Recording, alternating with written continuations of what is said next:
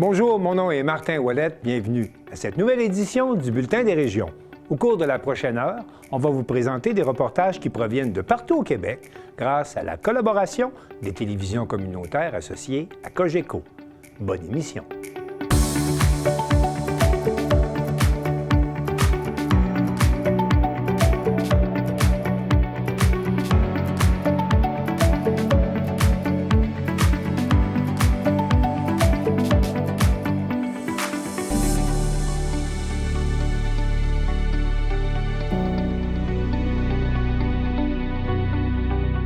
Au sommaire pour vous cette semaine. À Saint-Gabriel, une nouvelle école pour remplacer 3 écoles existantes. À Thetford Mines, la maison de fin de vie des Couleurs du vent prouve que la force d'une société réside dans sa capacité à prendre soin de son monde. À Percé, c'est la 14e édition de la Saucette au profit d'Opération Enfant Soleil. À Chandler, la première édition de la fête interculturelle connaît un franc succès. Le réputé chef cuisinier Hugues Dufour, dont le restaurant new-yorkais M. Wells avait décroché 2 étoiles Michelin, s'installe à Baie-Saint-Paul. À l'île Perrot, les productions Via le Monde présentent le documentaire Joyal sur la vie du politicien, sénateur et grand amateur d'art Serge Joyal. À Montjoly, on fêtera Noël les 28, 29 et 30 novembre prochains. Mais pour commencer cette émission, on se rend à Forestville, où le 11 novembre à 11 h, à l'occasion du Jour du souvenir, on a honoré le vétéran Michel Canuel. Depuis 4 ans, la ville de Forestville a fait son devoir de mémoire et souligne le Jour du souvenir dans le parc créé à cette fin. Cette année, c'est le vétéran Michel Canuel qui a été honoré devant ses pairs. La cérémonie a été animée par Roch Girard, membre du Royal 22e Régiment, à 11 h devant la population, des anciens combattants, des élèves de la polyvalente des Rivières et des élus. Tous étaient rassemblés pour souligner le Jour du souvenir, mais aussi pour commémorer la carrière du Foresvillois Michel Canuel. Né le 30 avril 1969 à Forestville, ce dernier s'est enrôlé dans les Forces armées canadiennes en 1986 à l'âge de 17 ans. Bien, dans ces années-là, en 86, il n'y avait pas beaucoup de débouchés à part qu'aller travailler dans le bois. Puis mon père m'a tout le temps dit, tu n'iras pas travailler dans le bois. Ça fait que j'ai dit, bien, on va pas travailler dans le bois, on va aller travailler à quelque part d'autre. On va pas aux études, on va rentrer dans l'armée. Il a commencé par un programme d'1 an. Après son entraînement militaire et plusieurs types de formations, les Forces armées canadiennes lui ont fait signer un contrat de 5 ans. Il est ainsi transféré à Bagotville où il a reçu sa promotion de caporal en 1989. En 1990, une blessure l'a empêché de continuer dans son métier. C'est ce qui l'a amené à Chilliwack en 1991 où il est devenu technicien en procédure de construction. Il est ensuite transféré à Valcartier. Le Foresvillois a effectué une mission des Nations unies de 7 mois. Ça signifie beaucoup, parce qu'on s'en rend pas compte de tous les efforts qu'on a donnés dans ces 15 années-là, que j'ai donné dans ces 15 années-là. La famille a donné autant que moi. Parti 7 mois en mission des Nations unies, partir un 5 mois sur un cours, un autre 3 mois, un autre 6 mois, 5 semaines, 6 semaines en exercice. Au bout de la ligne, la famille est encore là aujourd'hui. C'est en 2001 que Michel Canuel a quitté les Forces armées canadiennes comme caporal après une blessure à une cheville et plusieurs opérations. Au fil de sa carrière militaire, il a reçu de nombreuses décorations. Aujourd'hui, le vétéran travaille au sein du service de sécurité incendie de la ville de Forestville comme chef des opérations. Pour un gars qui reste assis sur une chaise à rien faire, ça me prend de l'action. Ça fait que, puis j'ai réussi à trouver mon compte quand même retraité de l'armée, avec les pompiers, avec l'implication dans la communauté, comme dans le hockey, baseball, la ZEC, un peu partout, j'y trouve mon compte. Pour la mairesse de Forestville, Micheline Anctil, cette cérémonie du Jour du souvenir est importante puisqu'elle permet de souligner les anciens combattants de la municipalité et de la région. Par la connaissance de nos citoyens, citoyennes qui ont travaillé, qui ont défendu le pays avec les Forces armées canadiennes, mais que les gens ne connaissent pas cette histoire-là. Alors, c'est une façon de les faire connaître. Ils sont très humbles de leur carrière, ils en parlent très peu, mais la Ville a voulu rendre hommage à ses enfants Donc, ces citoyens qui, en très jeune âge, même, sont partis défendre le pays. Alors, un devoir de mémoire aussi. On travaille beaucoup avec les enseignants de la polyvalente parce que les jeunes d'aujourd'hui ne la connaissent pas non plus, cette histoire. Le parc du souvenir, situé juste devant l'hôtel de ville, héberge un monument qui remercie tous les vétérans pour leurs années de service dans les Forces armées canadiennes. Chaque année, une plaque au nom de l'ancien combattant honoré y est ajoutée. Et j'espère que ça va rester dans la tradition de Forestville. J'ai encore une liste d'une dizaine de personnes. Il faudra qu'il y ait des femmes aussi sur ce monument, éventuellement. On est plus dans les années de service. Pour honorer, dans un premier temps, les gens qui ont cumulé le plus grand nombre d'années de service. Pour la mairesse de Forestville, honorer Michel Canuel a un double sens. Mais oui, c'est quelqu'un qui est à la direction des opérations au niveau de l'incendie de toutes nos municipalités. Alors, je pense que c'est presque une continuité dans sa carrière, dans le don de lui-même pour la sécurité des populations. Alors, c'est un peu dans la même lignée. Et on a honoré quand même 15 ans de sa vie. C'est fort important. Alors, on est chanceux de compter sur son expertise, sur son dévouement qui est presque sans borne. Michel, tout le monde le connaît, il est très impliqué. Alors, c'était à son tour. Le Jour du souvenir est une journée commémorative annuelle ayant lieu le 11 novembre qui célèbre l'armistice de 1918 ayant mis fin à la Première Guerre mondiale. Joanie Gaudreault à Forestville.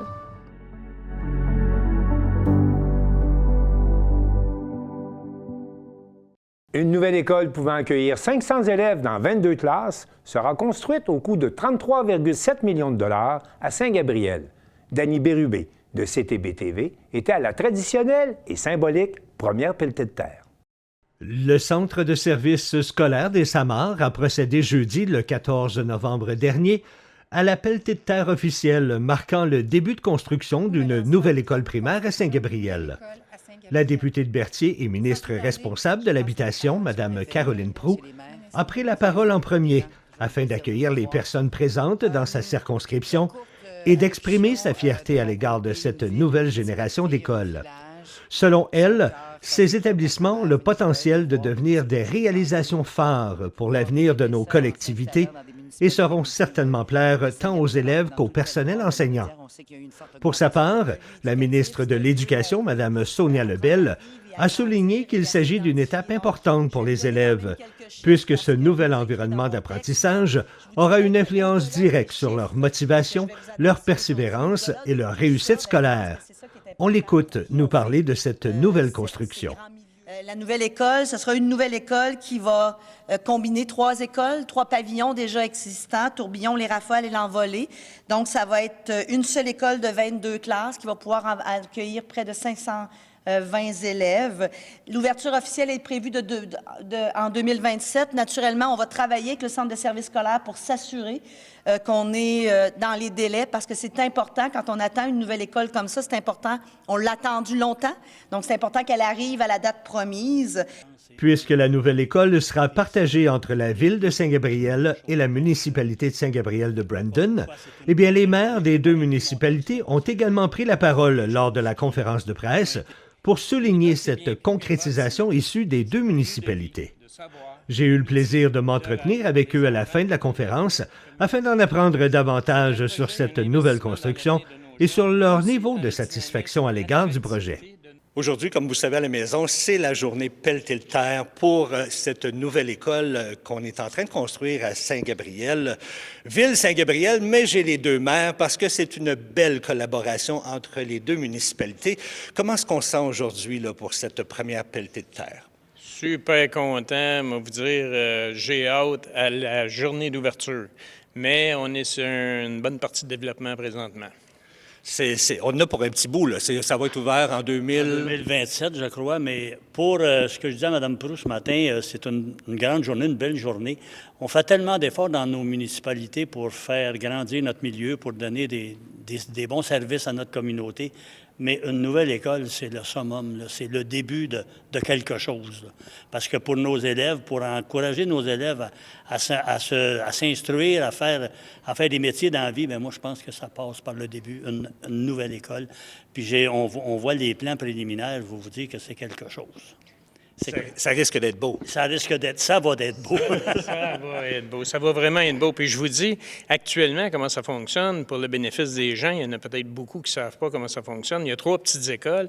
Puis les écoliers, il faut qu'ils s'habillent pour venir dans le gymnase. Puis après ça, ils se déshabillent, ils font leur activité, ils se rhabillent, ils retournent à leur école à côté. C'est pas évident pour les jeunes. Vraiment, c'est une nécessité d'avoir ça. Puis bravo au ministre, à la ministre, Mme Sonia Lebel. Bravo à notre députée et ministre également, Caroline Proulx, pour l'aide qu'elle nous a aidés dans ce dossier-là. Comme vous avez mentionné, présentement, on a 3 écoles. Ça va être remplacé par une seule école. Vous avez travaillé longtemps de concert pour avoir cette nouvelle école-là. Ça fait combien de temps? Bien, ça fait au moins 3 ans, je vous dirais, si ce n'est pas 4 ans. On a travaillé beaucoup, puis je l'ai dit dans mon allocution tantôt, avec les services scolaires pour l'implantation de la nouvelle école. Parce qu'au départ, au tout début, il devait avoir sur le terrain des modules pour remplacer les bâtiments qui devaient être démolis avant la construction. Et là, on a fait l'exercice d'être capable de construire tout en conservant les trois bâtiments et à garder les élèves en sécurité aussi. Fait que donc, mais on a travaillé très fort parce qu'au début, on regardait des nouveaux terrains à côté, puis nous autres, bien, la ville, on essayait de préserver aussi notre terrain de jeu, exemple. Puis le service scolaire regardait cet endroit-là, mais on a réussi à ramener là l'école où est-ce qu'elle va être construite. Pour le temps de la construction, bien, on a laissé la rue fermée, la rue qui passe devant la future école. Fait que donc, la rue Plante. Fait que donc, c'est une belle collaboration qu'on a eue. Comme disait Mme la ministre Lebel lors de son élocution, c'est une école qui va accueillir 520 quelques élèves avec 22 classes. J'ai déjà entendu entre les branches que l'école était quasiment complète. Elle est pleine. Comment vous réagissez à ça? Bien, il semblerait la façon qu'elle a été faite, ils vont pouvoir utiliser des locales, convertir des locales actuels prévus pour les convertir en classes. Puis moi, j'ai fait une visite de chantier aussi au début, quand ils ont commencé les fondations. Et puis le contremaître me disait aussi que la structure, la construction est faite de sorte qu'on pourrait éventuellement agrandir l'école. Donc, pour l'instant, on va agrandir, comme Mario disait, par en dedans, là. Oui. Mais ultérieurement, il est possible de ragrandir cette bâtisse. Ça va être prévu à cet effet-là. Merveilleux. Bien, écoutez, très, très belle journée. Félicitations encore parce que vous avez travaillé fort. Puis on a hâte à l'ouverture qui est... En mars 2027. 2027, exactement. On se croise les doigts. Parce qu'il arrive toujours des affaires de toute façon dans la construction, hein, on le sait. Des petits agréments, des désagréments des fois. Mais... On le vit actuellement avec le centre sportif. Oui, hein, effectivement. Donc, il faut s'attendre à ça, mais probablement que pour la nouvelle rentrée, c'est sûr qu'elle va être là. Mais à date, ils sont pas mal sur la cédule. Bon. Puis, une nouvelle construction, c'est pas comme une rénovation. Donc, on a des plans, on les suit, puis on avance. C'est plus facile. Ouais. Messieurs les maires, merci infiniment de votre temps. Merci beaucoup. Plaisir. Bonjour. La conférence de presse s'est naturellement conclue par la photo officielle de la pelletée de terre. La ministre Lebel, manifestement ravie par l'annonce de cette nouvelle construction, a même laissé entendre qu'elle serait prête à entonner une courte chanson.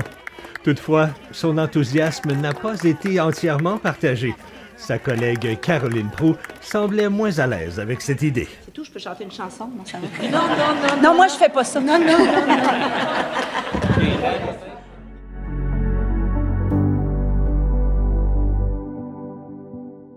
Prendre soin jusqu'à la fin est le leitmotiv de la maison de fin de vie Les Couleurs du Vent à Thetford Mines. On lançait cette semaine la campagne de financement de la maison qui vise à recueillir 400 000 $ pour assurer sa survie et continuer à offrir gratuitement ses services. Un reportage de Guy Jacques de la Télévision des Appalaches. Bonjour, mon nom est Guy Jacques et je vous souhaite la bienvenue à l'émission Au cœur des Appalaches. Nous nous trouvons aujourd'hui à la maison de fin de vie Les Couleurs du Vent pour une annonce toute particulière. Au fond, on va découvrir le tout ensemble, mais je tiens à vous rappeler que la maison de fin de vie doit aller chercher chaque année 400 000 $ pour assurer sa survie et sa pérennité. Madame, messieurs, je charmant de la communauté, parce que je pense qu'il y a toutes sortes de gens ici, mais c'est tous des gens qui ont à cœur, justement, la belle mission de la maison. C'est avec une immense fierté que je prends la parole aujourd'hui au nom du conseil d'administration du Promutuel Assurance Saint-Laurent aux Appalaches. Chez Promutuel Assurance, on croit fermement que la force d'une société, ça se mesure à sa capacité de prendre soin de son monde. C'est pourquoi que nous travaillons à continuer de renforcer l'excellence, l'efficacité et l'accessibilité aux soins de santé dans nos régions. Dans sa vision continuelle de poser des gestes concrets, c'est vraiment quelque chose qu'on veut faire vraiment se démarquer, poser vraiment des gestes concrets sur notre territoire, donc dans notre belle communauté ici. Notre conseil d'administration a décidé de verser en 2025 une ristourne communautaire de 2 millions de dollars à 15 organismes en santé. Vous comprendrez que la maison a reçu sa part là-dedans. Ce don, c'est un don symbolique, mais ça reflète surtout nos valeurs mutualistes. Hein. On est un assureur, mais on est une société mutuelle, puis c'est différent d'un assureur standard, si on veut le dire. Puis c'est important pour nous de redonner à notre collectivité, de soutenir ceux et celles qui, jour après jour, veillent sur la santé de nos membres, de nos employés, de notre communauté, de leur dignité et de leur qualité de vie. Je me trouve maintenant en compagnie de Mme Lynne Gosselin, qui est coordonnatrice aux communications et financements à la Maison de fin de vie Les Couleurs du Vent. Bonjour Lynne. Allô Guy, merci beaucoup d'être venu, d'être présent toujours dans nos événements. Oui, bien écoute, je pense que la mission de la maison me tient à cœur et c'est quelque chose qui est très important pour la région aussi. On est communautaire à la TV-CRA, donc c'est important pour nous d'être ici. Mon Dieu, c'est une très belle collaboration qui a été dévoilée aujourd'hui. Vraiment, on est vraiment dans la gratitude, on est très reconnaissant. C'est une autre belle preuve que la communauté est là pour vraiment réaliser quelque chose collectivement. Là. C'est vraiment... on est touchés. Parfait. C'est important aussi, je crois bien, parce que quand même, comme je le disais moi en introduction, quand même 400 000 $ à aller chercher chaque année pour assurer la pérennité et la survie de l'organisme, donc qui offre des soins gratuits en passant. Oui. Donc, c'est vraiment quelque chose de merveilleux. C'est un beau cadeau, disons, pour nos 2 ans. Ça allège vraiment la pression financière que l'organisme ressent. Puis ça va nous... C'est très rassurant, en fait, ce beau cadeau-là qu'on a eu. Ça donne vraiment un coup de pouce à l'organisme, finalement, à plusieurs niveaux. Oui, tout à fait, parce que ça nous rassure qu'on va pouvoir continuer plus longtemps d'offrir le service gratuit. Ça assure vraiment une pérennité, là. Ce montant-là vient, c'est ça, vraiment allégé, là, tu sais, qu'on est plus, comment elle a dit ça tantôt, tu sais, c'est rassurant, on est plus paisible dans la poursuite de notre mission. Oui, ça donne un sérieux coup de pouce, finalement. Donc aussi... Quand on a de la misère à payer les factures, payer l'épicerie à la maison, ben tu sais, ça amène des tensions. Hein? Ben tu sais, c'est la même chose partout, là. Puis tu sais, dans le communautaire, on le sait comment ça fonctionne. Fait que là, ben tu sais, ça, ben on est capable, tu sais, là, on partira pas faire le party, là. Mais on est capable de... C'est rassurant. Oui, c'est vraiment quelque chose d'important. Promutuel va agir aussi comme partenaire présentateur, au fond, au niveau de la soirée vin et fromage. Je pense que c'est quelque chose aussi d'important pour vous. Oui, exactement. On a toujours besoin de partenaires pour nos événements. Fait que là, d'avoir un partenaire présentateur pour les 2 années, donc celle qui est passée, celle à venir aussi, bien, ça aussi, ça nous donne un gros coup de main. Puis ça aide aussi quand il y a déjà un partenaire, bien, ça aide à aller en chercher d'autres parce que ça donne confiance à la communauté. Fait que ça va être vraiment un bon coup de pouce aussi au niveau de cet événement-là. Tout à fait, puis on a hâte, là, on recommence le processus d'organiser ça. On vient de finir les Canadiens, on embarque dans le vin et fromage, puis c'est excitant tout ça, mais c'est le fun de le faire pour une belle cause. Comment les personnes intéressées ou les organisations intéressées à vous appuyer peuvent-ils procéder? Bien, premièrement, réservez la date à votre agenda. 26 mars 2026, ça va être au Centre communautaire Saint-Alphonse. On va l'annoncer prochainement aussi là, sous forme d'événements Facebook. Les billets vont être en vente sous peu. C'est sûr qu'on a un travail d'organisation, il y a un processus là-dedans. Je dirais que ça va aller après les fêtes avant que les billets soient en vente. D'ici là, il y aura une campagne là, de recherche de commanditaires. Donc, les entreprises qui veulent nous donner un coup de pouce, qui veulent se joindre à la cause, peuvent nous contacter. Moi, moi ou Marie-Josée Chabot via notre site web, lescouleurduvent.org, Facebook, téléphone, courriel. On est facile à trouver. Parfait. Je te remercie beaucoup et bon succès pour ce futur événement. Merci, Guy. Merci. Je suis avec le représentant de Promutuel. Vous êtes? Anne Vaillancourt, directrice générale. Martin Lachance, directeur des ventes. Enchanté de vous rencontrer. C'est une très belle annonce que vous faites aujourd'hui. Qu'est-ce qui vous a poussé à vous engager auprès de la Maison de fin de vie Les Couleurs du Vent? C'est vraiment un souhait de notre conseil d'administration de soutenir des organismes qui étaient au niveau de la santé.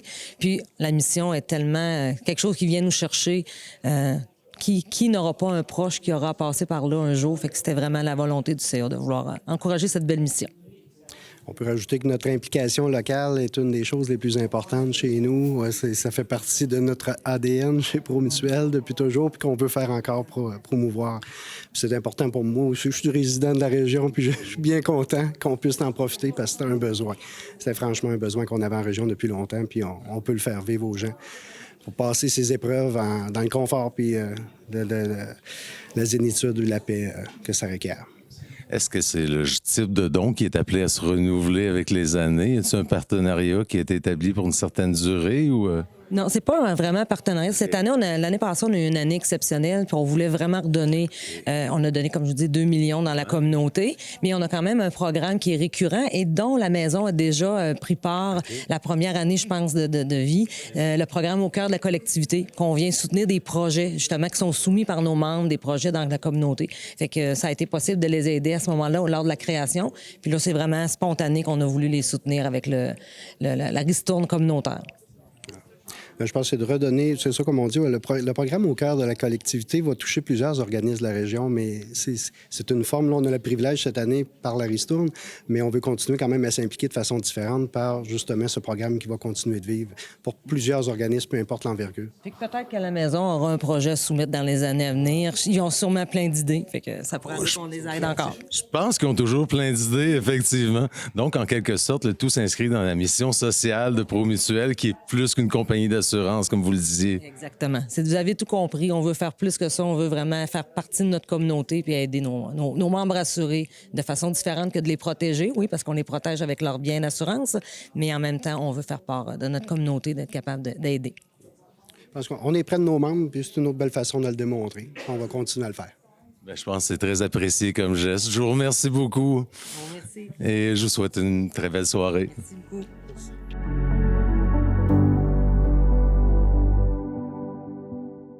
Depuis 2011, à chaque année en novembre à Percé, c'est la saucette au profit d'Opération Enfant Soleil.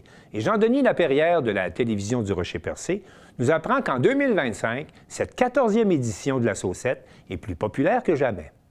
La saucette au profit d'Opération Enfant Soleil a lancé sa 14e édition le 1er novembre avec Ben Jones comme porte-parole. Avec plus de 815 000 déjà versés à la Fondation, le comité organisateur se donne comme objectif d'atteindre le $1 million. On discute de cette nouvelle édition avec Lison Laflamme-Trudel, responsable du comité organisateur. Alors, Lison, bonjour. Bonjour, Jean-Denis, ça va bien? Oui, toi? Oui. Donc, la saucette en est déjà rendue à sa 14e édition. Avant de parler de cette édition-là, on va revenir un petit peu sur la saucette précédente. Là. Vous avez quand même ramassé un beau 181 384 pour la saucette de 2024. C'est quoi ça vous fait de voir autant de générosité pour cette cause-là? Écoute, c'est sûr qu'on est super fiers. Là. La saucette a commencé en 2011, là, c'était très petit. Puis là, Marie-Ève et Karen, à l'époque, quand ils ont commencé ça, c'était sur une idée là, de saucer pour une raison. Puis elles ont décidé de faire ça pour Opération Enfant Soleil. Puis là, de voir qu'année après année, le nombre de sauceurs augmente, l'argent amassé augmente, c'est fou de voir à quel point la solidarité aussi, puis que la cause touche les gens, là.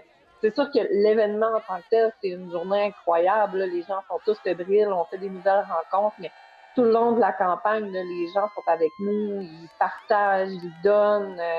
À chaque année, on rencontre de plus en plus de gens qui veulent même participer. Avez-vous besoin de quelque chose? Puis, fait que, les gens sont solidaires à la cause, sont solidaires à l'événement. Puis je pense que la saucette, là, la réputation est faite. Là. Cette année, votre porte-parole se trouve à être Benny Jones. On l'entend dans sa vidéo mentionner qu'il aimerait ça que l'organisation atteigne le million. Ça, c'est parce que vous avez quand même remis au total, c'est un beau montant pour de ça, 815 414 $. C'est vraiment un beau montant remis. Oui, effectivement. Fait que cette année, on s'est comme donné. Ben, en même temps, l'an passé, on a atteint les 180 000, qui était. Nous, on visait 150, on l'a dépassé de 30 000 $. On s'est dit, on peut pas se faire un objectif à la baisse. Puis, il nous manquait exactement 184 585 $ pour atteindre le million donné à Enfants Soleil. Fait qu'on s'est dit, on y va avec ça, on met ça comme objectif, puis on va appeler notre édition de cette année l'édition du million. Fait que c'est pour ça, on n'a pas comme objectif de ramasser $1 million cette année, là. Mais c'est vraiment, on veut avoir atteint le 1 million de données là, à Enfants Soleil. On va continuer sur l'argent. Vous avez fait votre lancement le 1er novembre, puis en date d'aujourd'hui, le 7, vous êtes déjà rendu à plus de 54 000 $. Ça va vite. Oui, effectivement. Dans le fond, depuis 2 ans, là, si ma mémoire est bonne, là, on fait toujours une préinscription. Notre plateforme est cachée pendant 1 mois. Dans le fond, nous, pour nous donner un peu de temps, là, puis nous décharger un peu, là, fait que les sauceurs s'inscrivent, on leur demande de pas accumuler d'argent là, sur le thermomètre, mais on le sait, là, depuis quelques années, là, il y a des équipes qui font du financement ici et là. On a de l'emballage, des 5 à 7, il y a toutes sortes d'événements là, que les équipes de la Saucette font pour ramasser des sous. Fait qu'au 1er novembre, là, les gens ils sont prêts. Ils en ont déjà parlé à leur famille, leur communauté, leurs amis. Fait que c'est ça. Fait que au 1er novembre, on a démarré la 14e édition. On a mis à découvert notre page Funky là, pour permettre aux gens de donner. Puis, contre toute attente, là, justement, avant notre rencontre, là, je suis allée voir le thermomètre et on était à 54 379 $ d'amasser. On a amassé environ 10 000 $ par jour là, depuis le début de la campagne, plus ou moins. Puis, tu sais, on est en avance sur les dons amassés de 1 semaine comparativement à l'an passé. Mettons, si on regarde l'an passé, au 15 novembre, on atteignait 60 000 $, puis là, on est à 5 000 quelques dollars de l'atteindre. Fait que, on est comme sur un petit nuage, là. Toute l'équipe du comité qui se parle, puis qu'on est comme, ça n'a pas de bon sens, là. À quel point ça va vite, puis à quel point les gens, on n'en reviendra jamais à quel point les gens sont solidaires puis sont généreux envers cette cause-là. Donc, vous avez 29 équipes, possibilité de 30. L'an passé, on avait combien d'équipes? Si ma mémoire est bonne, je ne me l'ai pas noté, mais je crois qu'on en avait 22. On avait quelque part comme 200 quelques sauceurs, là, 210. On a un 100 personnes presque de plus là, cette année. Là. Ah, c'est vraiment bon là, d'en avoir autant. Hein? Oui, puis on a beaucoup d'équipes cette année là, qui sont des employés d'entreprise. Ça avait commencé beaucoup l'année passée, là, puis cette année aussi, Chantier Naval Forion, Simpson Automobile. On a beaucoup d'entreprises, puis on a aussi une équipe avec le CJE aussi, avec les nouveaux arrivants, les employés. On a une belle diversité de gens. Là, on est vraiment très contente. Là. Je dis contente parce qu'on est 5 filles au niveau du comité. Là. On a tu viens de le dire, des inscriptions de Gaspé Chandler local. Est-ce qu'on a des équipes aussi qui viennent de l'extérieur de la MRC, Rocher-Percé, Côte-de-Gaspé? Oui, on a des équipes d'ABD Chaleur. On a l'équipe depuis 3 ans, l'équipe Enfants Soleil, dans le fond, qui est des gens directement là, de l'organisme Enfants Soleil qui viennent de Québec, des employés qui travaillent directement à la fondation. À la fondation. Puis qui viennent là, depuis 3 ans là, se sauter avec nous. Ils se font une équipe, ils ramassent des sous. Fait oui, on a des gens vraiment de partout, là. On a dans l'équipe solo, là, je me souviens bien, il y a un sauteur qui est de Montréal, que ça fait plusieurs années qu'il descend. Fait que, tu sais, oui, je pense que on commence à aller chercher beaucoup plus de monde à l'extérieur, puis pas juste dans MRC Rocher-Percé. Gaspé est très impliqué, la baie des Chaleurs. Fait que, on fait des petits. Bien, Lison Laflamme-Trudel, merci beaucoup d'avoir pris de votre temps pour nous parler de la saucette. Ça m'a fait plaisir. Bonne journée. Vous aussi. Pour voir l'entièreté de cette entrevue, rendez-vous sur le site web de la Télé du Rocher-Percé.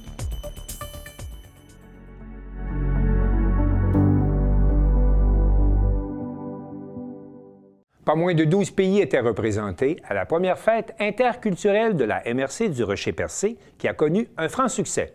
Un reportage de Simon Thériault de Télévague. Le 8 novembre dernier, la polyvalente Monseigneur Sévigny de Chandler était l'hôte de la première fête interculturelle de la MRC. Cette fête avait pour but de mettre en lumière la diversité culturelle et de créer des moments de partage entre nouveaux arrivants et communautés locales. C'était un super bel événement. On a commencé ça assez tôt, à 3 heures de l'après-midi. Il y a beaucoup de gens qui étaient au rendez-vous. Beaucoup d'exposants, des gens qui ont cuisiné, qui tenaient des kiosques avec des plats de leur pays d'origine. On avait 12 pays représentés. C'était merveilleux. On a vraiment mangé des choses différentes des 4 coins de la planète. C'était super. Puis on a eu aussi l'occasion de voir une démonstration de danse africaine avec Rachel, c'était super. Et ensuite, on a eu droit à un défilé d'habits traditionnels, surtout d'Afrique. C'était merveilleux, c'était super beau, les couleurs, c'est assez original aussi. On n'a pas l'habitude au Québec de porter des habits comme ça, donc c'était super beau. Mais ce que j'ai vraiment retenu, c'était le partage. C'était vraiment un événement qui a permis à plein de gens de se rencontrer pour la première fois, de goûter à des choses qu'on n'a jamais l'occasion de goûter. Le Québec aussi était représenté, donc on avait le Centre Femme Entre Elles qui était présent avec des desserts gaspésiens. Donc c'était un super beau mélange de toutes sortes de personnes d'origines différentes, mais aussi avec beaucoup en commun, finalement. Donc, c'était vraiment ça. Puis, on avait beaucoup de partenaires aussi. On avait un kiosque avec la brigade repère de l'école secondaire Monseigneur Sévigny qui faisait des macarons puis des aimants avec des slogans sur la diversité culturelle. Fait qu'il y avait des jeunes qui étaient là, des enfants. Il y avait aussi un kiosque de culture sauvage avec leurs affiches de la fête interculturelle. Donc, il y en avait vraiment pour tous les goûts. Puis, il y avait le DJ Camomille qui a fait une super belle programmation musicale pour la soirée. On a dansé, on a vraiment eu du plaisir. Fait que ça a été à la hauteur de tes espérances. Absolument. C'était vraiment une réussite. Ouais, les commentaires des gens aussi, ça fait chaud au cœur. Donc, j'ai l'impression que la barre était haute, mais qu'on a réussi parce qu'on a travaillé très fort. On est un grand comité organisateur aussi. Puis, on a eu de l'aide de la communauté. Donc, c'est comme ça que ça fonctionne pour réussir un événement. J'ai besoin de lui près de moi. Tous les jours, c'est la même chose. Je m'appelle Bafunke Abayomi. Je suis originaire du Bénin, mais ça fait, disons, 12 ans que j'habite au Canada. Mais on va dire 10 ans à Montréal et les 2 dernières années ici en Gaspésie. Voilà. Comment tu trouves ça en Gaspésie? Je peux dire que de ce que je vois quand je compare les deux, la Gaspésie se forme un peu avec la diversité culturelle parce que c'est plusieurs langues, plusieurs personnes, mais c'est le fun. Je m'explique. Positivement, je peux vous dire que le rythme de vie ici est très différent. Ça va lentement, mais sûrement. On a beaucoup de temps, on peut faire beaucoup de choses de nos journées. C'est ici que j'ai écrit mon rapport de maîtrise. J'ai eu le temps de l'écrire ici, alors qu'à Montréal, j'ai même pas le temps de travailler sur ça les soirs quand je rentre. Fait que oui, je peux dire qu'ici, le rythme de vie est très différent. Par contre... Ça, c'était le positif. Ça, c'était le positif. Par contre, ce n'est pas trop évident de se faire des amis. Okay. Ouais. D'où je peux dire que je suis très contente de participer à cette fête culturelle parce que ça montre un peu qu'on peut se rencontrer entre nous. Quand je venais aujourd'hui, ce matin, j'ai pas fait grand-chose parce que, je vais être honnête, je disais, ils vont pas goûter. Mais tout est parti, fait que j'ai trouvé ça comme extraordinaire. Tu t'es inquiété pour rien? Oui, je me suis inquiétée. Mais là, tu dis, tu es tout seul un peu. Ouais. Les gens qui sont... Là, il y a plusieurs personnes aujourd'hui. C'est des gens d'un peu partout? Oui, c'est des gens d'un peu partout et qui étaient très gentils. D'abord, il y a déjà la culture québécoise elle-même, puis après, il y a le regroupement des saveurs des langues du monde entier. Donc, il y a moi, il y a d'autres personnes, mais on était intéressés à voir ce qui se passe un peu partout. Moi, j'étais la seule béninoise devant mon stand, mais tout le monde voulait savoir qu'est-ce que tu as fait.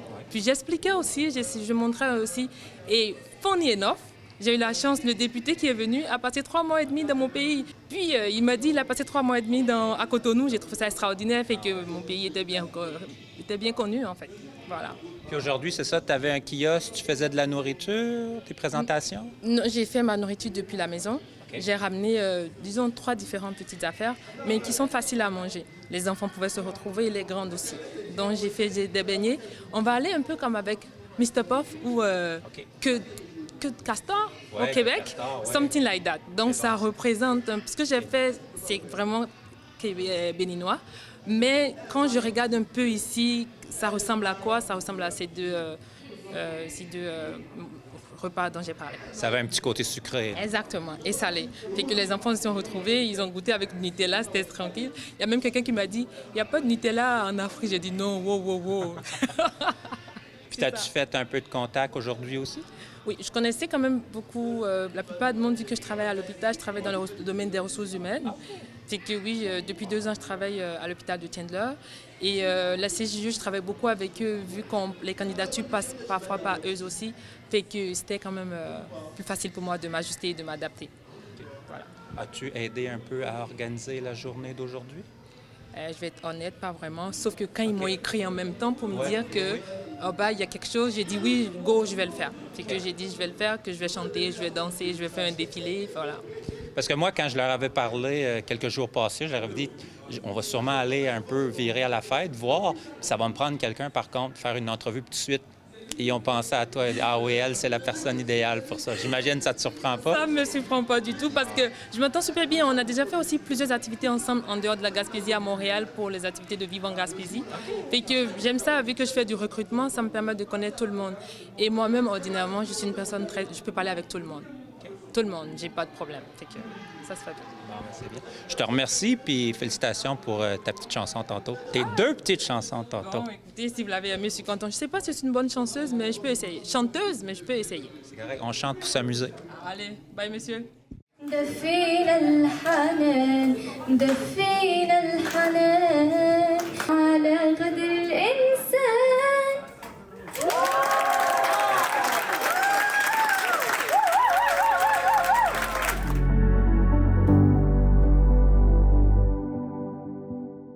Grosse nouvelle dans le monde de la gastronomie.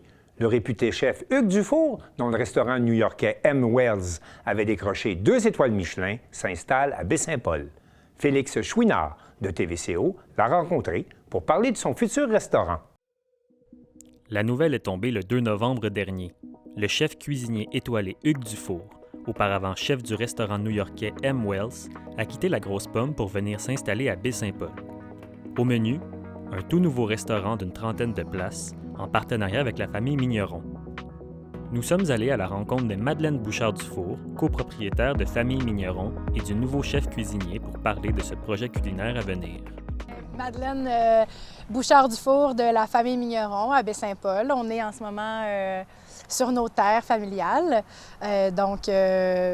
Petit léger récapitulatif, entreprise qui a une 30aine d'années, qui a commencé dans le fromage tout en humilité avec nos parents. Puis mon frère et moi, on est la 2e génération en charge de ce beau projet-là. Puis maintenant, on fabrique des vins, des spiritueux. Puis on met un petit pas de plus dans la division hospitalité grâce à ce nouveau projet-là qui s'en vient. Moi, c'est drôle parce que mes ancêtres, en fait, mes grands-parents viennent de Petite-Rivière, de la Petite-Martine. Et Hector, mon oncle Hector, qui ressemblait à mon grand-père comme 2 gouttes d'eau. C'est ça qu'il y a une bleuetière là-bas. Moi, je connaissais pas beaucoup la région ici, même si mes ancêtres viennent d'ici, puis j'ai entendu juste des contes merveilleux de toute mon enfance, ayant travaillé avec mon grand-père sur la ferme familiale au Lac-Saint-Jean. C'est ça, là, j'y reviens, puis je la redécouvre. Donc, c'est quand même assez extraordinaire. Puis là, je me sentais encore en vacances depuis, parce que c'est comme je réalise pas, puis je travaille moins. Mais là, on dirait que ça devient vrai. Bien, justement, parlons-en un peu. Nouveau projet de restaurant qui a été annoncé. À quoi on peut s'attendre comme restaurant ici? Ça, c'est une bonne question, ça. Mais je pense qu'on a envie de faire quelque chose, je pense qu'on a envie de travailler ensemble. Ça, c'est bien de le dire aussi. On n'est pas juste, on n'aboutit pas juste dans les locaux du Miron, mais on va travailler en partenariat. Parce qu'on veut que le tout soit plus, d'une manière holistique, là, fasse partie de tout. Donc, du côté de la boutique, du restaurant, les choses vont être, on veut les rendre fluides, en fait. Puis, écoute, on veut un espèce de petit bouchon, un bouchon de campagne, un petit bouchon qui était une espèce de format un peu plus lyonnais, là, mais de table conviviale, ouvert, un peu plus démocratique, ouvert aux locaux. Moi, j'aime bien l'idée, on a toujours aimé l'idée du relais quasiment, où tu peux venir en motoneige, manger une frite, prendre une bière au bar, ou tu peux manger un canard vieilli pour deux. Puis te péter la face quand tu viens d'ailleurs, là, tu sais. Mais un peu plus dans cette optique-là.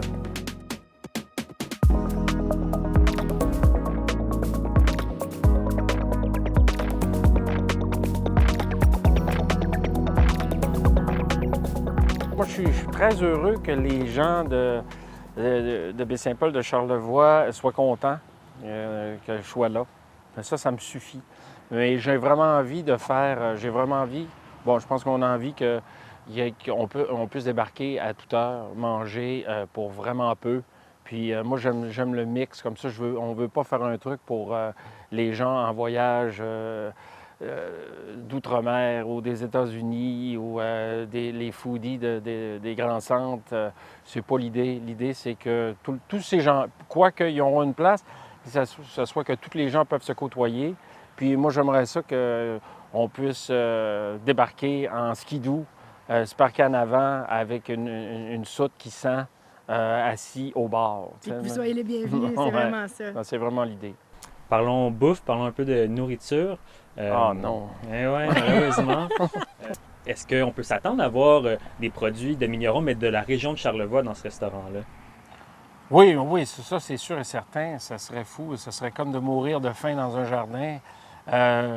Oui, parce que c'est là, parce que les choses sont bonnes, ils sont de proximité. Mais je pense qu'on ne veut pas se restreindre non plus à ça.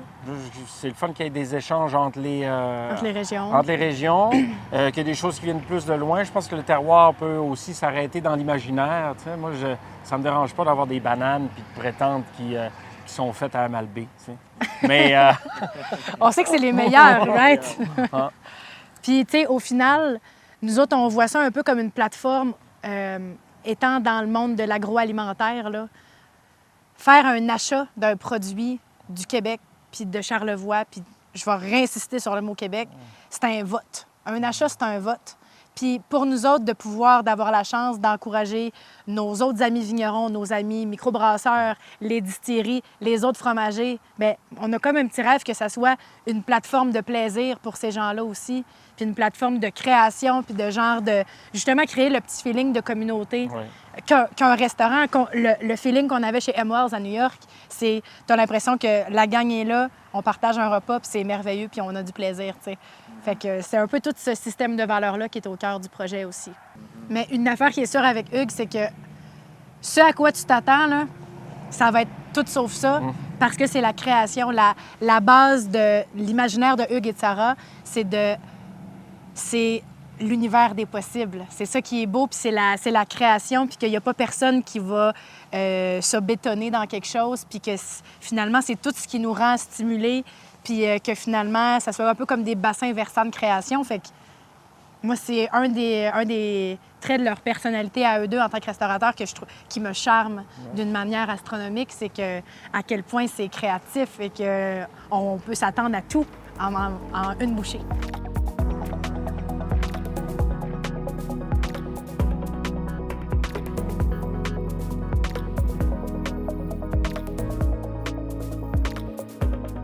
On peut s'attendre à un renouveau complet de ce qu'on connaissait au Fauberger? Il va y avoir des nouveaux lieux. On travaille là-dessus en ce moment. Il va y avoir des belles rénaux. Puis évidemment qu'on ne verra pas le restaurant à l'envers, là. mais... Non, c'est sûr que la bâtisse demeurera. Moi, j'aime bien l'idée du bar. C'est peut-être un défaut new-yorkais, dernièrement, mais tu sais, un homme en peine, seul, avec sa monture, qui cherche une place, puis il veut discuter. Tu sais, je veux faire vivre le bar un peu plus, une espèce de taverne gastronomique, si on veut. Donc, c'est sûr que ça va influencer le restaurant, les lieux.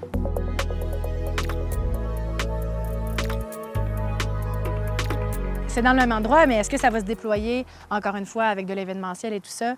Bien là, il va falloir rester à l'affût pour le savoir, mais c'est ça qu'on aime aussi d'impliquer des nouvelles personnes dans la création, des gens avec une perspective, notamment Clément aussi, Clément Boivin qui va se rejoindre à nous dans l'aventure. C'est d'avoir des visions externes puis de voir du potentiel là où peut-être nos yeux devenaient habitués, d'être dans certains patterns en agrotourisme et tout, mais là, on a l'impression de pouvoir refaire un peu de sculpture, fait que c'est vraiment le fun. Ouais, c'est un beau sentiment. Ça donne un peu ça, d'avoir été près de l'arbre longtemps, on voyait moins la forêt, je pense, avec un certain recul aussi, puis avec une collaboration comme ça fait, on redéfinit certains terroirs.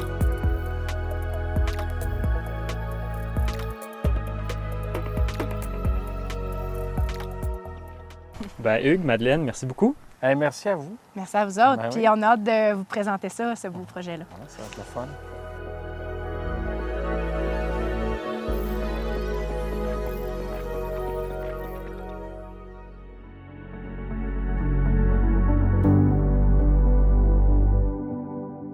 Chantal Bédard de C'est sûr.tv était au lancement du documentaire Joyal sur la vie du politicien, sénateur, philanthrope et grand amateur d'art Serge Joyal. Le 20 octobre dernier avait lieu au cinéma du Musée à Montréal la première projection publique du film Joyal de Catherine Viau, Grégoire Viau et de Daniel Bertolino. Le film, produit par Via Le Monde, qui a pignon sur rue à l'île Perrot, relate le parcours fascinant du politicien atypique, nationaliste et fédéraliste, amoureux de la culture et défenseur du patrimoine, qu'est Serge Joyal. C'est sur la télé, c'est déplacé pour l'occasion. Qu'est-ce qui vous a inspiré de dire, OK, je fais un documentaire avec Serge Joyal? Avant de travailler à Via Le Monde, moi, j'avais fait des études en histoire de l'art. Et quand j'ai rencontré Serge Joyal, c'était à l'occasion d'un documentaire qu'on avait réalisé pour Radio-Canada sur une dimension de son parcours de collectionneur. Et ça a refait naître en moi le grand amour que j'avais pour les musées. Mais au fur et à mesure qu'on parcourait les différentes collections qu'il avait contribué à mettre en place, je me suis rendu compte que ça m'interpellait sur ma propre histoire parce que comme j'étais réalisatrice pour Via Le Monde depuis plusieurs années, dans mon parcours, je m'étais surtout intéressée aux réalités d'ailleurs.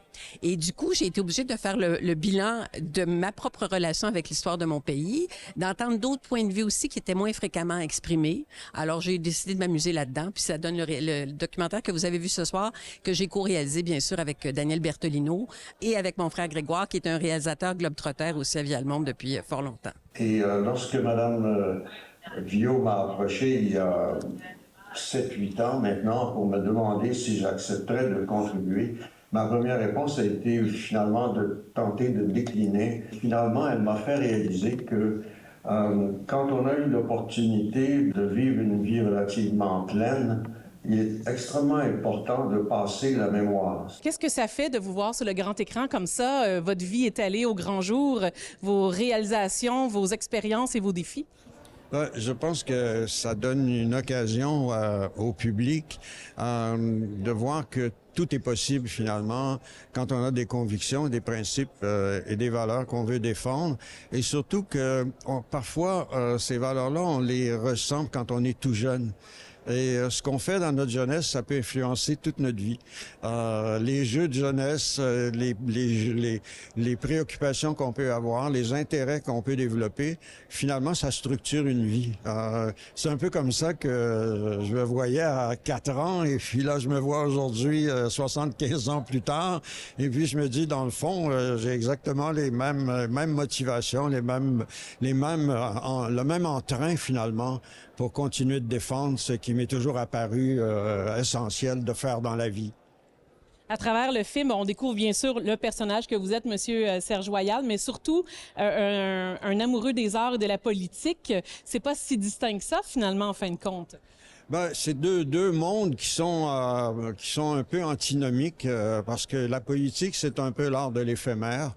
Ce qui est la nouvelle aujourd'hui laissera les gens indifférents 2 mois plus tard, alors que la culture, c'est pérenne, c'est-à-dire c'est les valeurs qui structurent vraiment notre vision du monde. Et j'ai toujours trouvé dans la culture un complément au côté éphémère de la vie politique. Et puis en politique, on se dessèche très rapidement. Après une dizaine d'années, on a l'impression qu'on a donné ce qu'on devait donner, mais en pratique, on peut continuer d'être aussi engagé et transformer autant la société quand on a une vision de ce que le monde peut être et qu'on défend, on utilise les meilleures énergies qu'on peut avoir pour le faire advenir. Alors, je crois que le film démontre ça, qu'on peut avoir 2 vies parallèles qui se fertilisent et qui s'appuient l'une l'autre. Pour commencer, le député libéral fédéral de Maisonneuve-Rosemont, voici Serge Joyal. Monsieur le sénateur Serge Joyal. On s'est rencontrés en militant. Serge! Serge Joyal, c'était un nationaliste fédéraliste. Mauvais Québécois, mauvais francophone. J'ai toujours été un supporter des Canadiens. La communauté joliétaine, au cours des 50 dernières années, grâce à vous, s'est réellement approprié le musée. D'étiez arrivé avec un tel cadeau, 3500 costumes qui débarquaient au musée de la civilisation. C'est une tuque de patriote. J'ai réussi à convaincre les membres du Conseil du Trésor qui m'ont dit « C'est qui Papineau ?» Des enquêteurs étaient venus parler à mes voisins. Est-ce qu'il y a des garçons qui vont chez lui? Est-ce qu'il y a des filles qui vont chez lui? C'est quoi sa vie personnelle? Alors donc, le sarcophage est resté dans le garage chez mes parents. Finalement, bien faire et laisser braire. J'ai toujours poursuivi mes objectifs de collection, de conservation, indépendamment des mauvaises langues. Alors, on n'aurait jamais versé du chocolat dans une verseuse à café. J'ai décidé de me présenter à la mairie parce que le maire Drapeau est en train de détruire complètement Montréal. J'aurais aimé ça avoir un type comme vous à votre 55 ans plus tard, c'est devenu un jardin botanique. On a une charte des droits qui reconnaît à chacun la possibilité d'être ce qu'il ou elle veut être. Too much time, too much pot. On a conquis une liberté personnelle énorme.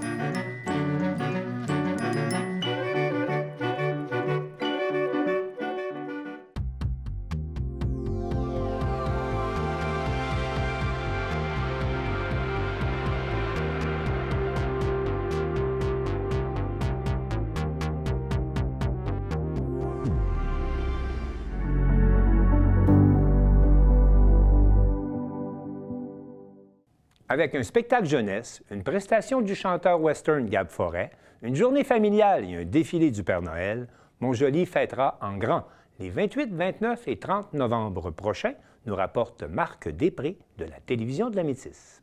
Eh bien, on est déjà rendu là. Donc, Montjoly qui fête Noël et ça va avoir lieu. Quelle date exactement? Ça commence le 28 novembre prochain et puis ça se poursuit le 29 et le 30. Et à ce moment-là, donc le 28, on y va avec un spectacle jeunesse. Oui, effectivement, il va y avoir ici à l'auditorium de la Polyvalente, il va y avoir un spectacle de Jack Sparrow et le Trésor de Noël. Et puis par la suite, au Centre Colombien, il va y avoir également une soirée thématique country avec la troupe de danse d'Amitis, suivie du spectacle de Gab Forêt, donc un artiste country qu'on est très content de pouvoir recevoir cette année. Les billets sont en vente pour 10 $ directement au Colombien ou à la porte le soir même. Donc, les gens peuvent déjà s'en procurer. Oui, puis c'est très accessible à 10 $. On s'attend qu'il y ait quand même beaucoup de monde, donc traînez pas trop avant d'aller chercher vos billets. Et le lendemain, donc le 29, encore une fois, une journée festive. Oui, le 29, là, c'est la journée familiale, là, plus, fait que ça va commencer à 15 h à l'amphithéâtre des Jardins. À la place de la famille, ma financière, ça fait que ça va être feu de joie, tir sur neige, animation extérieure et intérieure. Il va y avoir du patinage libre gratuit aussi, là, avec thématique Noël, avec la chanson là, du temps des fêtes et tout. Atelier de peinture dans nos vitraux.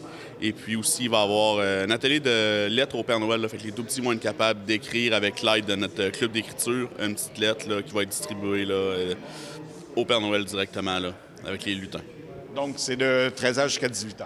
Oui, de 15h à 18h. Faut pas oublier les matinées jeunesse. Faut pas oublier les matinées jeunesse aussi qui vont avoir lieu au Château Landry samedi matin. Donc, c'est à 10h. On attend là, les jeunes, les familles pour un atelier de Mathieu, un artiste qui nous présente donc un atelier de création littéraire en direct avec les jeunes qui vont pouvoir écrire une chanson sur la thématique et puis dans le style qu'ils préfèrent. Donc, ça va être un autre atelier accessible et gratuit au Château Landry. Ça va être à 10h le matin samedi. Étant donné quand même l'espace, on demande aux gens de peut-être s'inscrire à l'avance quand même. Absolument, c'est gratuit, mais on peut réserver notre place à l'avance, tout à fait. Et il ne faut pas oublier le 29 aussi, le défilé du Père Noël et aussi la présence d'un train illuminé. Oui, il va y avoir le train, là, une belle collaboration cette année avec le CN là, qui va avoir son train illuminé directement là, sur le viaduc, là, sur Jacques-Cartier. Et puis là, le défilé qui va commencer à 18h sur l'avenue rue sur Jacques-Cartier. Là. Et bien entendu, bon, il y avait quand même 5000 personnes l'année dernière, donc on demande peut-être aux gens d'arriver assez tôt et surtout de s'habiller chaudement. Oui, exactement. Là, c'est une période de l'année là, qui commence à faire froid. On n'est jamais sûr non plus avec la météo s'il va neiger, s'il va pleuvoir. Mais chose assurée, là, il va y avoir beaucoup de gens au centre-ville. Fait qu'arriver tôt, peut-être déjà prévoir un petit stationnement où il va y avoir aussi le service de navette là, entre l'amphithéâtre et le centre-ville là, pour permettre d'accueillir le plus de nombre de personnes. Là. En collaboration avec le TAC. En collaboration avec les transports Gilles Lapierre et Transport Saint-Octave qui vont nous fournir des navettes là, pour l'événement. Et ça se doute que ça va se terminer avec le feu d'artifice. Oui, absolument. Ça va se terminer avec le feu d'artifice. Je voulais ajouter pour les gens qui arrivent tôt, dès 17h30, il va y avoir la troupe de comédie musicale Didascalie qui vont offrir donc un conte du temps des fêtes aux gens qui arrivent tôt, habillés bien chaud, qui veulent une bonne place pour la parade. Ils vont pouvoir être divertis en plus de voir le train. Et puis, évidemment, là, en fin de soirée, comme vous le disiez, il va y avoir les feux d'artifice. Il va y avoir de l'animation également avec, je crois, le Festibus, si je ne me trompe pas, Gabriel. Exactement. Donc, le Festibus. Et puis, il va y avoir de la tire sur neige et des animations à ce même moment-là. Bref, on n'aura pas le temps de s'ennuyer. Non, c'est une journée là, remplie là, pour toutes les familles. Là. Et aussi, le lendemain, il ne faut pas l'oublier, au Centre Le Colombien, encore une fois, donc le brunch familial. Oui, le traditionnel brunch là, qui est là depuis des années, là, qui accueille en moyenne quand même 500 personnes environ. Fait arriver tôt, préparer là, quand même... Pour le brunch, il va y avoir aussi photo booth là, pour la prise de photos de famille avec une thématique Noël. Fait que tout va être sur place ça, pour passer un beau moment. Et je pense qu'il y a 150 cadeaux là, qui sont prévus. Oui, le Père Noël va arriver avec 150 cadeaux dans sa poche là, pour les premiers enfants arrivés. Là. Et en après-midi, le retour, encore une fois, du match des toutous. Oui, le match des toutous, là, en collaboration avec le hockey senior de Montjoly. Fait qu'il va y avoir animation par des mascottes aussi. Il va y avoir cueillette de denrées pour moisson là, sur place aussi. Donc, il ne faut pas gêner. On amène quelques canettes, là, quelques cannes qu'on a dans notre garde-manger, puis on amène ça pour moisson métisse. Exactement. Là, la table va être située à l'entrée. Fait que vous allez pouvoir laisser là, vos denrées avant d'aller vous asseoir à votre siège. Et bon, s'il y a des gens qui ont des questions à ce moment-là, bon, est-ce qu'ils appellent au service des loisirs? Vous pouvez nous appeler, venir nous voir sur place, nous écrire des courriels, on est toujours disponible. Ça va nous faire plaisir de répondre à toutes les questions. Également sur le site web de la Ville Montjoly, sur notre page Facebook, les informations complètes pour la programmation sont disponibles. Donc 28, 29, 30 novembre, on marque ça à notre agenda. Oui, exactement. Bien, merci à vous deux. Merci à vous. Merci. À bientôt. Joyeux Noël.